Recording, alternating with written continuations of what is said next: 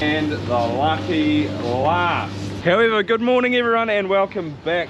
These cows that I've drafted out in here, these are the ones that Briars scanned the other day, and we gave the CIDRs to 3 of them, and then we off-synced the other 10. There's 13, there was 16 in total, 3 got PG. They've all come on heat in the last couple of days, so they've been inseminated. Now it's just time to give these ones their second shot. This is the real quick part. All they need is a jab and a pull. That front one there, she's got a CIDR. Come on. Oh, and so does this one. Look at that, easy as. Come on, we can get another one in there. Come on, you. Come on, you. Come on. Well, 2 would be good. Come on.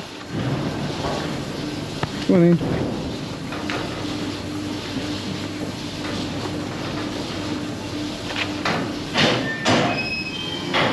I guess the hardest thing with this is just redrafting them. If you had an auto draft, it'd be easy as. If you got a lot of cows on too, and you're trying to draft these out, it's a lot to sort of concentrate on, but that's what it is.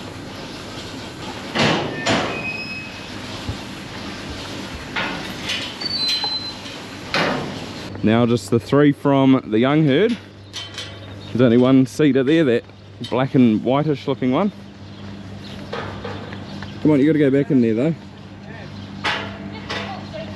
Come on, back in there.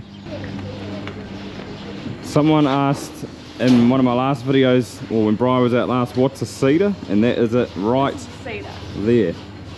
Not the cleanest version of a CIDR, but a CIDR. CIDR? CIDR, yes.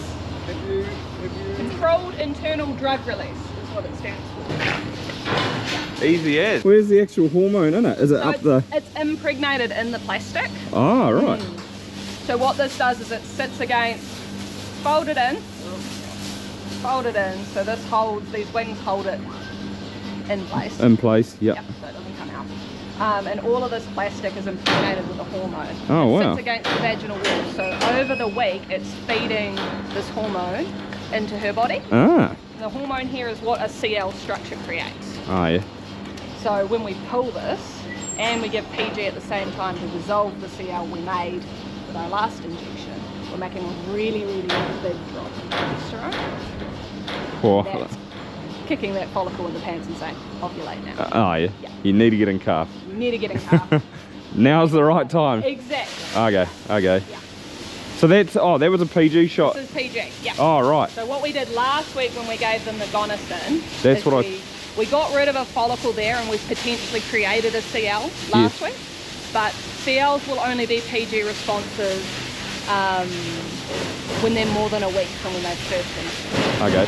So that's why for one of them, when she had a CL but no follicles there, it was a regular heat girl. Yes. That's why we put her on this. Because yeah. that CL won't go away even if I jab her.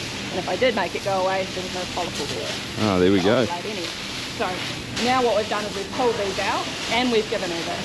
So the progesterone level is going to drop really significantly. Pick that follicle out. And this is the confusing bit, because out of the 13, how many will come on in the next 24 hours? Is it, no, 48 hours. 48 hours. Because then if they don't, I've got to give them another shot. Yeah, it's hard to say how many. It kind of varies cow to cow, because we've got some OBSYNC girls and some CIDR girls. And OBSYNC, obviously, they don't have as big of a drop in progesterone because we don't have the CIDR. So they're the ones that'll probably need the second one. They'll probably need it. Yeah. So got it. We're going to inseminate the detected heat tomorrow and the day after that. And then Thursday afternoon, anything that hasn't come on heat, you're going to give them an injection about 4 to 5 o'clock in the afternoon. So I'll know that morning which ones haven't come on, and then I'll draft them out and then bring them back in. Yes, got it. Yep. Sweet as. Easy. And then you'll blanket on Friday morning. Easy. So they'll all get done in the next 3 days. It's the last day of mating the heifers today, which will be really nice because then we won't be rushing quite so much in the morning to get everything done and then head down. Takes quite a bit out of our day, but we're only doing it for 4. We've only done it for 5 days. It was actually only 4 because there was nothing on yesterday, so we didn't go down. I don't think there'll be many on today though. which is fine. Good day to end it on. Bulls are going to be there this afternoon and they can go out with them tomorrow morning. Just the 4 today. They're all on though. 26, 40, 58 and 4. I think only 2 of them have got the green dots on. Yep, so 2 are natural heats. First 2 are 40 and 58. So 40 has got a bull on the inbreeding report that I can't use. I'm not sure which one that is, but 58. Oh, that's got one too. That's one of the Jersey Future ones, so I can't use that. It's by Titus, and Titus is the father of one of these Jersey Future ones. That's alright, because I can use that one. Frenzy. Actually, no, I'm going to use that one. Berkeley. I'm going to use that one. Bank 1 to you. At least it's a bit more sheltered in the back here. I was doing it beside the race the other day and it was quite windy. It was blowing all the wipes and stuff around, paper. I was hoping she would come on. She's one of the better figured ones. Yeah, don't muck that one up. Alright, you can have a break from the heifers now. That's good. Started with 4 on the first day, in with 4 on the last. So how many have you done total, do you know? Total, yeah. It'll be 4 and 4 is 8 plus 12 and 21. Is that right? 12 and 21's 33 plus 8 is 40. Oh, bang on 40. Same as last year. It was just, yeah, I thought we might have got a couple more, but because there was nothing on yesterday, but that's all right. 40, I'm happy with that. We got all the good ones, so yeah. All the green dots been all the, I'd say so, most of them. What an awesome view. I think, well, the main road's actually just down sort of here. The farm for next door is actually for sale. It's a dairy farm.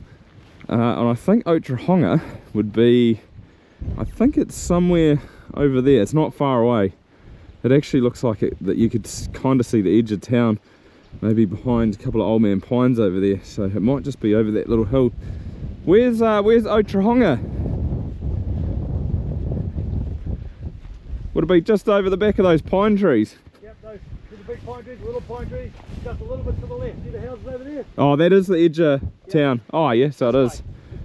Yep. Oh, they've got a serious amount of tucker. They're not going to eat all that, will they? Well, they put them in there, just the same. Oh, that top paddock. Oh, and they have. They've actually done a pretty good job. Can you see?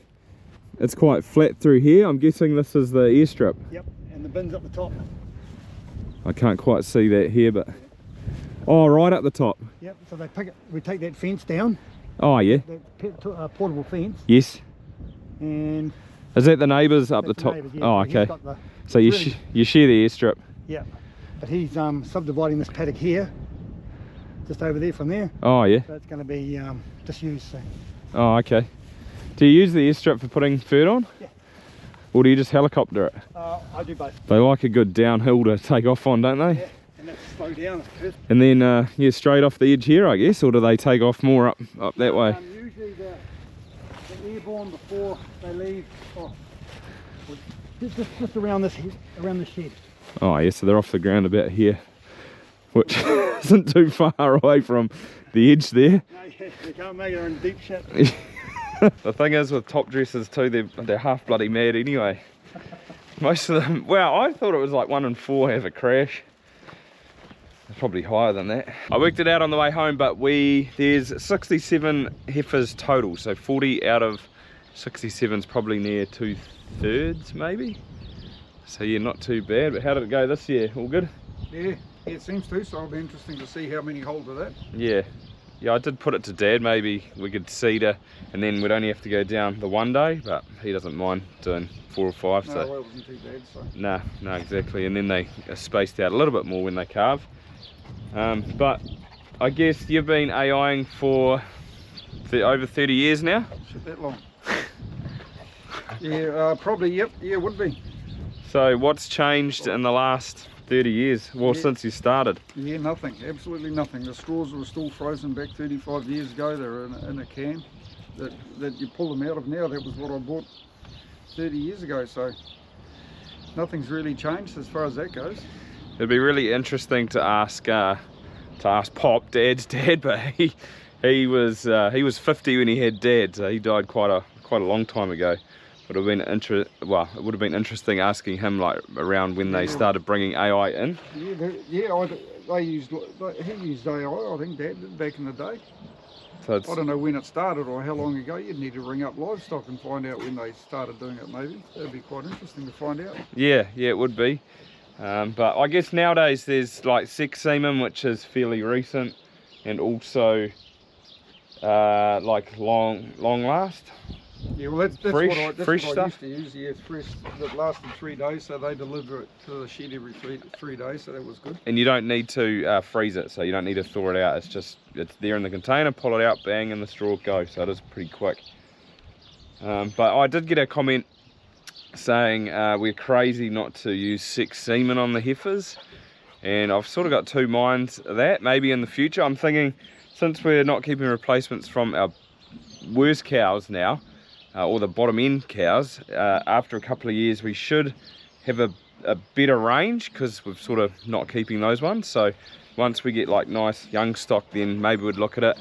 The other thing is, would we get the same conception rate? I don't know. Hey, so it's pretty close now, don't? Or someone told me that. Yeah, but there's got to be a lot of factors involved too. Like with us using it with the cows, we can get the timing right. With the heifers, you just turn up and go. You don't quite know with these scratchies, because the data's not coming through. So yeah, interesting, but definitely something probably look into maybe in a couple of years. Yeah, it would be good to use them on the best heifers.